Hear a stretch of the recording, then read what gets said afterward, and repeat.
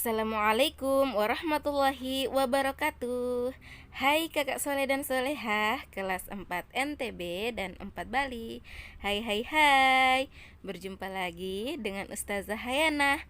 Nah kakak, sebelum kita memulai pembelajaran hari ini, kita berdoa dulu ya, agar pembelajaran kita hari ini dapat berjalan dengan baik dan lancar. Sika berdoa, doa hendak belajar. Bismillahirrahmanirrahim.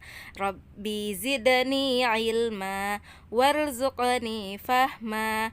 Amin ya rabbal alamin. Kakak soleh dan solehah, hari ini kita akan tetap belajar di tema 8, daerah tempat tinggalku. Subtema 3, bangga terhadap daerah tempat tinggalku. Muatan bahasa Indonesia. Baik kakak-kakak, materi yang akan kita pelajari pada hari ini: menentukan peran tokoh dalam teks fiksi, menentukan watak tokoh pada teks fiksi, mengelompokkan tokoh dalam teks fiksi, menjelaskan peran tokoh dalam teks fiksi, mengidentifikasi tokoh dalam teks fiksi, dan menyampaikan hasil identifikasi tokoh pada teks fiksi. Tujuan pembelajaran bagi siswa: menentukan peran, menentukan watak, mengelompokkan, menjelaskan, mengidentifikasi, dan menyampaikan hasil identifikasi tokoh pada teks fiksi. Baik kakak, kita masuk pada materi yang pertama, menentukan peran tokoh dalam teks fiksi. Teks fiksi dibuat oleh penulisnya berdasarkan imajinasi penulis yang dihubungkan dengan kehidupan sehari-hari. Isinya pun bukanlah sebuah kejadian nyata. Salah satu unsur yang ada dalam cerita adalah tokoh. Berdasarkan peran di dalam teks fiksi, tokoh dibedakan menjadi tokoh utama dan tokoh tambahan. Tokoh utama adalah tokoh yang senantiasa diceritakan sepanjang cerita dan tokoh yang memengaruhi alur. Sementara tokoh tambahan mendampingi tokoh utama dan hanya muncul sesekali dalam alur dan konflik cerita. Kakak, ayo simak cuplikan cerita berikut. Sesampainya di rumah, Putri Tanguk pun beristirahat dan tertidur. Ia bermimpi bertemu sebutir beras yang kemudian berubah menjadi sosok kakek tua. Putri Tanguk pun terkejut. "Kau sudah membuang-buang beras rezeki pemberian Tuhan, Putri Tanguk. Kau akan mendapatkan akibatnya," ucap kakek tersebut. Keesokan harinya, Putri Tanguk pun menengok sawahnya. Ia pun terkejut, sawahnya sudah mengering dan rusak. Seketika ia menangis dan menyesal. Ia pun berjanji tidak akan menyia-nyiakan rezeki yang ia dapatkan. Nah, kakak-kakak, tokoh dan peran tokoh dalam cuplikan cerita tadi ada dua, Putri Tanguk dan kakek tua. Peran tokoh dari Putri Tanguk tadi yaitu tokoh utama yang bersifat boros, mudah marah, dan sombong. Sedangkan peran tokoh dari kakek tua merupakan tokoh tambahan yang bersifat baik dan suka menasihati. Baik, kita masuk pada materi yang kedua, menentukan watak tokoh dalam teks fiksi. Setiap tokoh memiliki watak yang berbeda-beda. Ada tokoh yang memiliki sifat baik, namun ada juga tokoh yang memiliki sifat tidak baik. Untuk mengetahui watak tokoh, kita harus membaca cerita sampai akhir. Ketika membacanya, fokuslah pada alur dan konflik yang dihadapi oleh tokoh tersebut. Kakak-kakak, ayo simak cerita berikut ini.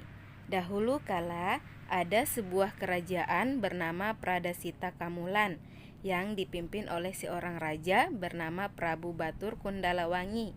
Raja tersebut terkenal sangat tidak adil kepada rakyatnya. Dia sering membebankan pajak berupa uang yang berlebihan terhadap orang-orang miskin di kerajaannya. Nah, kakak-kakak, tokoh pada cuplikan cerita di atas adalah Prabu Batur Kundalawangi.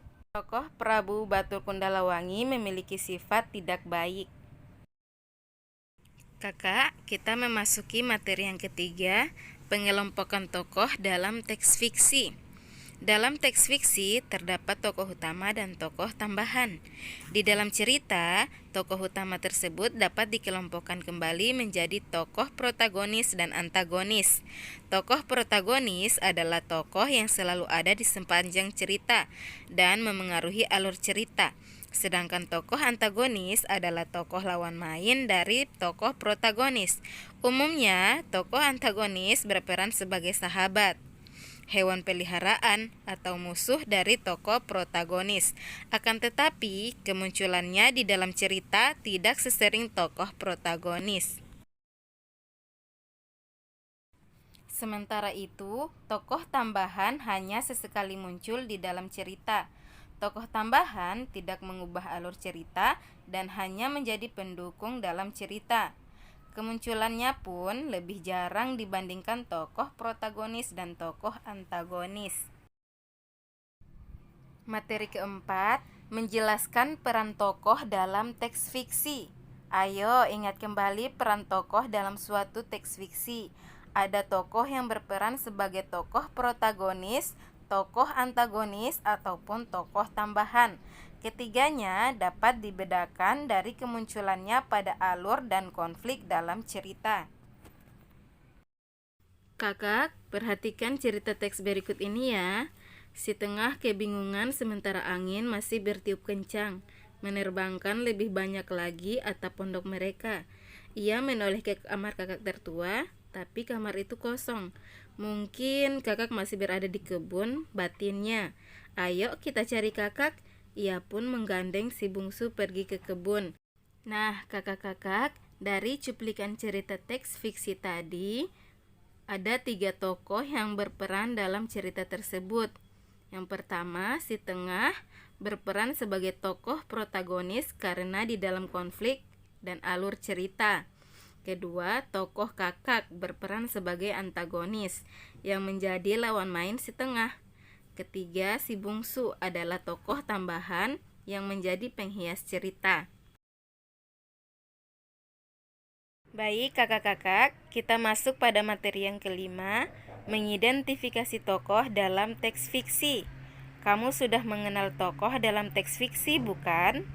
Dalam sebuah cerita terdapat tokoh utama yang dapat berperan sebagai protagonis atau antagonis dan tokoh tambahan. Ketiga peran tokoh tersebut memiliki watak yang berbeda-beda. Tokoh protagonis bisa memiliki watak yang baik, lemah lembut, atau bahkan sombong dan tidak peduli. Sedangkan tokoh antagonis bisa memiliki watak yang sama atau berbeda dengan tokoh protagonis. Nah, kakak, kalian dapat mengidentifikasi setelah membaca suatu cerita sampai akhir. Kita masuk pada materi ke-6, menyampaikan hasil identifikasi tokoh dalam teks fiksi. Setiap tokoh memiliki watak yang sama ataupun berbeda. Para tokoh teks fiksi berupa fabel juga memiliki peran dan watak. Misalnya, dalam cerita Si Kancil dan Buaya, Kancil berperan sebagai tokoh protagonis yang berwatak cerdik. Dalam cerita rakyat ada bawang merah dan bawang putih, di mana bawang merah berperan sebagai antagonis yang memiliki watak tidak baik. Nah, kakak-kakak, di dalam Al-Quran disebutkan yang artinya, maka barang siapa mengerjakan kebaikan sebesar zarah, niscaya dia akan melihat balasannya. Dan barang siapa mengerjakan kejahatan sebesar zarah, niscaya dia akan melihat pula balasannya. Quran Surat Al-Zalzalah ayat 7-8. Nah, kakak-kakak, hal ini ada sangkut paut dengan teks fiksi yang tokoh memiliki peran tokoh protagonis, maka dia akan mendapatkan balasannya. Jika dia baik, maka dia akan mendapatkan kebaikan. Namun, jika dia memiliki sifat antagonis, suka marah-marah, suka sombong, suka dengki, iri hati, maka dia akan mendapatkan balasan sesuai dengan apa yang dia kerjakan pula.